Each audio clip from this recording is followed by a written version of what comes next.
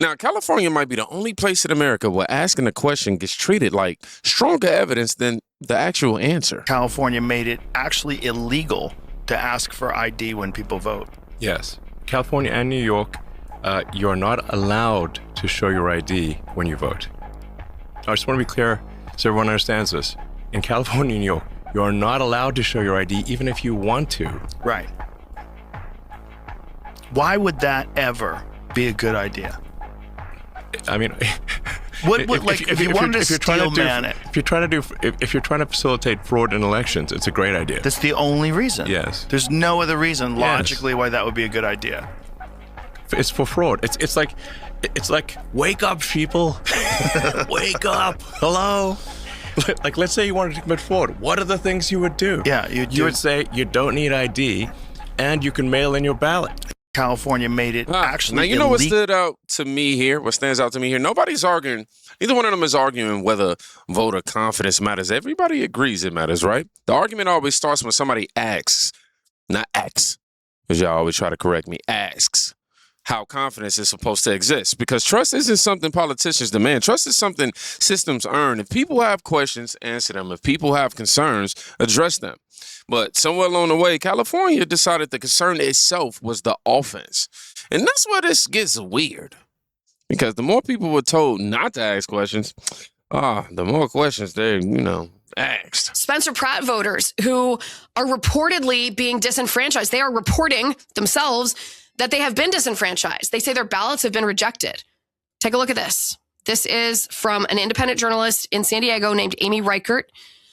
She said, multiple Spencer Pratt voters have contacted me saying that their signatures were rejected and their ballots were not counted.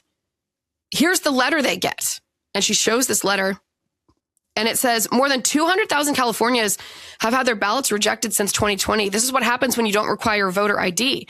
If a machine can identify your party registration, people have every right to question whether the process can be manipulated. This is from a man who lives in Southern California named Russ. He said, today I received a letter just like my neighbor did, informing me that my California ballot was not counted because, quote, my signature verification supposedly didn't match the state's records. He says, I've been voting in California for 20 years. The left is engaging in a series of talking points about it's their defense mechanism or their effort to defend the California election system. They say things like, well, you need to sign the ballots, so there will be signature verification, or we check those signatures, or it has to be postmarked by election day, or ballot harvesters have to put their signature on the ballot envelope. So it's not that this is being done anonymously. There's still a chain of custody for these ballots.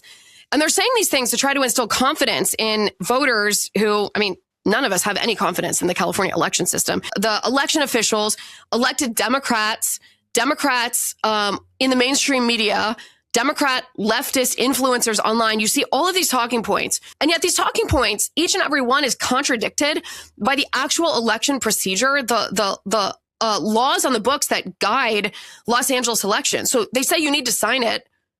Okay, but does a smiley face count? Oh, it does. And then they say, we check these signatures. Okay, do you check them on any ballots other than Republican ballots?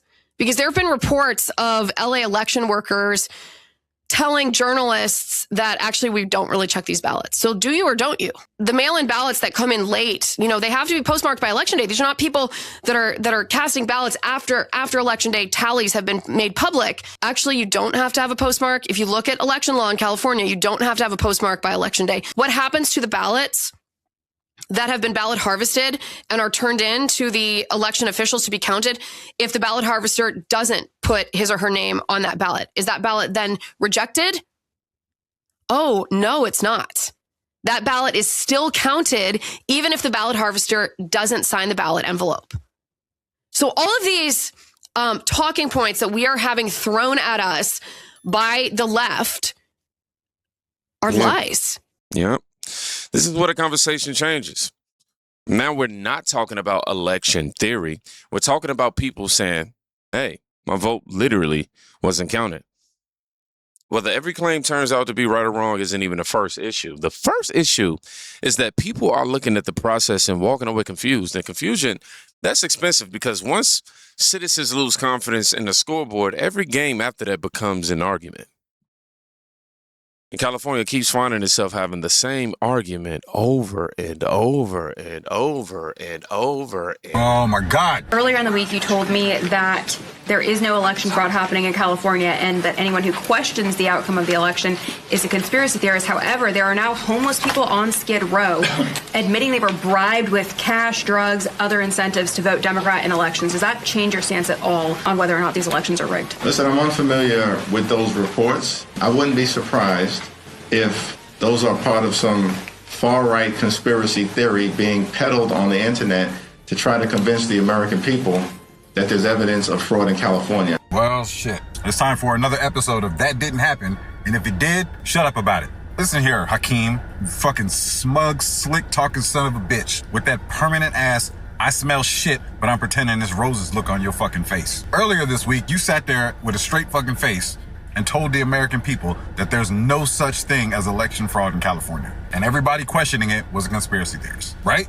Well, guess what, genius? The homeless folks on Skid Row are out here on camera admitting that they got bribed with cash, drugs, and God knows what the fuck else to vote Democrat. Straight up, videos everywhere. Not some fuzzy ass deep fake, real people talking. One lady already got her ass arrested from an undercover video using her LA address, handing out $2, $3 to go vote blue.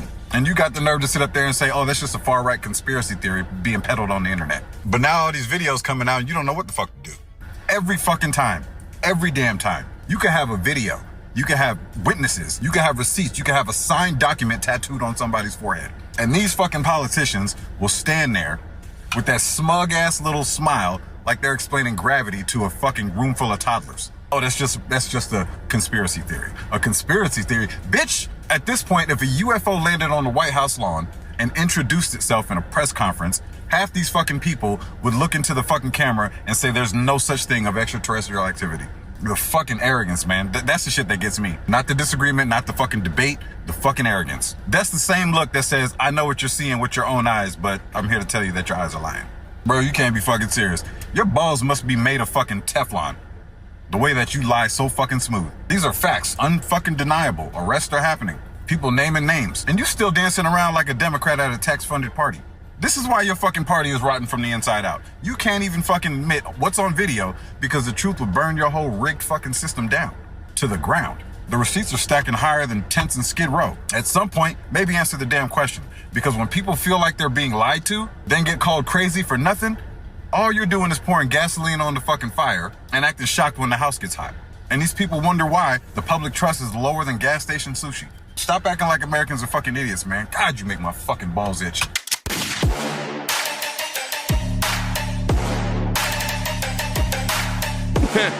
Now, this response right here is exactly why these conversations never died. Notice what happened. The question wasn't answered. The question got categorized. That's different. We're living in an era where labeling something has become the substitute for addressing it. Conspiracy theory, misinformation, debunk. Cool. Now answer the question. Timu Obama, Hakeem Jeffries.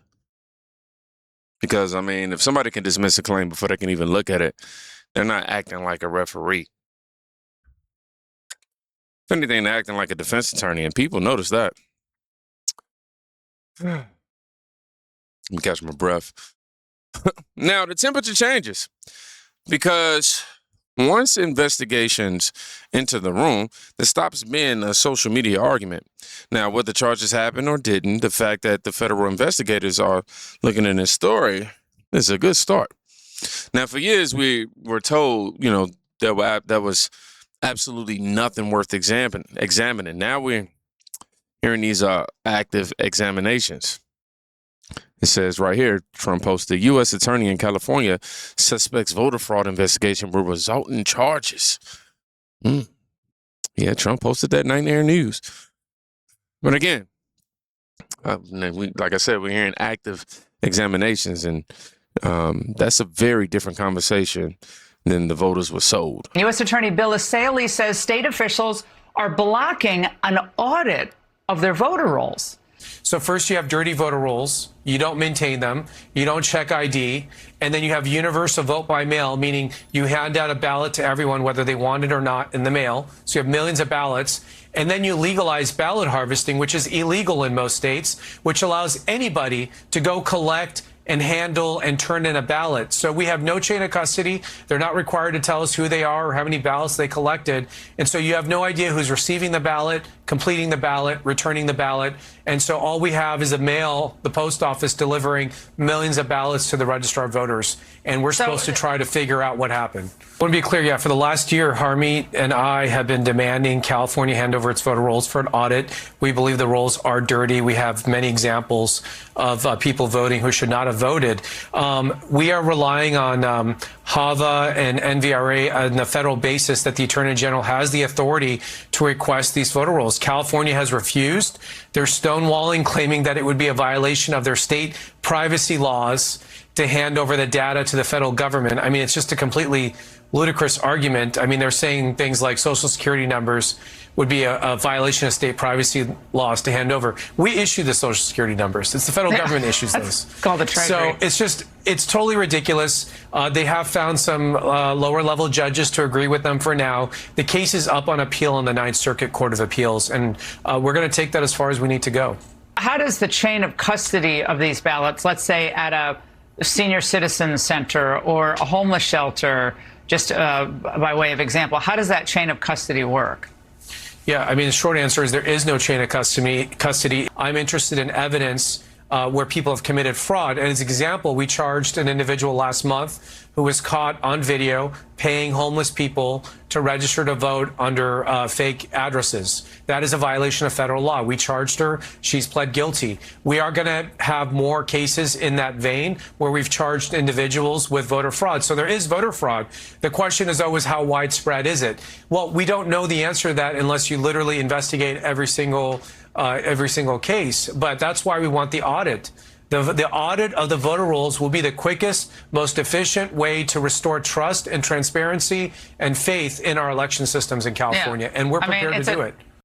Now, this might be the most important clip in this entire video, not because it proves anything, but because it reveals something. If your position is that everything is clean, organized, and accurate, then audit should be your best friend. Audits don't threaten legitimate systems. They strengthen them. If anything, the strongest businesses get audited. The strongest organizations get audited. The strongest financial records get audited. Only in politics, have we somehow reached the point where asking to inspect the books becomes controversial. That's a strange place for a democracy to be. The capital of homelessness in the country, and more money is spent, and very little progress is made. There's a reason for an investigation. What so far have you found? Yeah, in fact, this is one of my biggest priorities. When I got in, we made the Homeless Fraud and Corruption Task Force. And we said we're going to look for every dollar, because agencies like LAHSA, they're unable to account for it. They can't tell you where the money went. So within a matter of months, we found out a lot of money was stolen. We've charged almost $100 million in fraud. There's a guy, Mr. Sufer, which was covered on Fox News. He was supposed to be responsible for housing 300 homeless people. He used the money to buy a home in Westwood and a home in Greece and to vacation at the Four Seasons. People are stealing the money, and agencies like LAHSA are supposed to provide the oversight to make sure that doesn't happen. But everyone's making so much money off this, they don't care. The gravy train just keeps coming. The capital of homelessness. Yeah, it's the part that nobody should ignore. This clip isn't even about elections.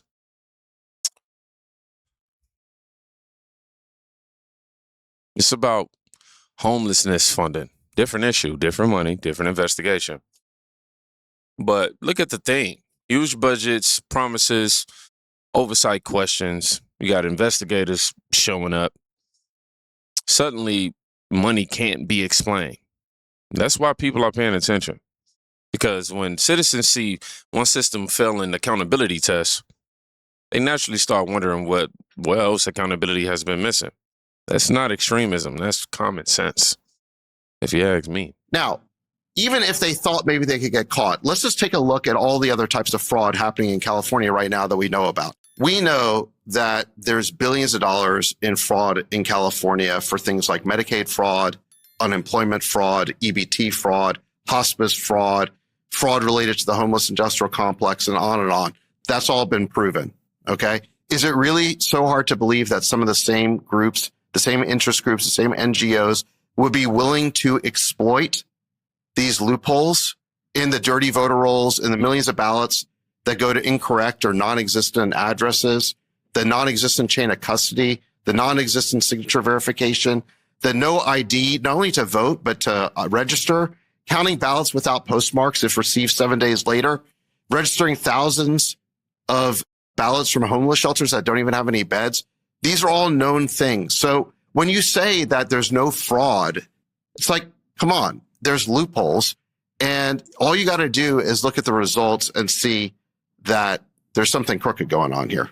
Okay, so you're in the camp that there is fraud going on because where there's smoke, there's fire. It may be legalized, but it's fraud.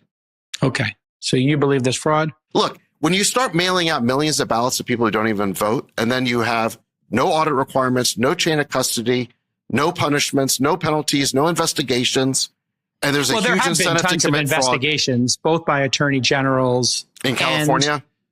By who? I'll pull up the history of California. In California. I will say, after every election, there are tons of civil lawsuits filed. Like, obviously, Trump filed 60 of 60 when... Not in California. I don't know. Gavin Newsom just made it impossible to do that kind of audit. He just signed the bill. And now we're back where we started. Questions, investigations, possible charges, audits, transparency. The reason the story refuses to disappear isn't because people are obsessed with elections. It's because people are exhausted with being told to ignore things that they are clearly seeing. Most Americans didn't expect perfection, but they do expect honesty. They do expect transparency, and they expect leaders who are confident enough in their systems to let those systems be examined, because confidence shouldn't be protected from scrutiny. Confidence should survive scrutiny. And that's the part California keeps struggling with. But that's just my take. Y'all let me know what y'all think. If confidence comes from transparency, what should California be doing right now? Drop it in the comments. Also, if you don't want to do that, you can just drop the word transparency. That way I know you made it to the end. And we read in Luke 8:17. For nothing is secret that should not be made manifest, neither anything hid that shall not be known and come abroad. Y'all be safe. Go check on somebody today. You can quite literally be saving their life.